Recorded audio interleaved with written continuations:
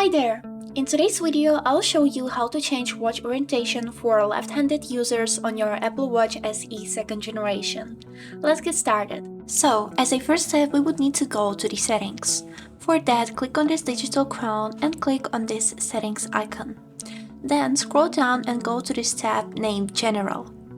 Here, click on Orientation, and here you can see two tabs, which is Wrist and Digital Crown.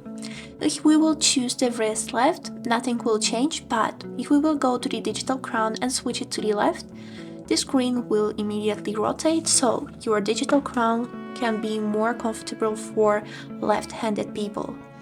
But if you want to switch back to the right, just simply click right on the Digital Crown and on the wrist also.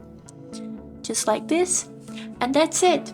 I hope this video was helpful for you, and thank you so much for watching.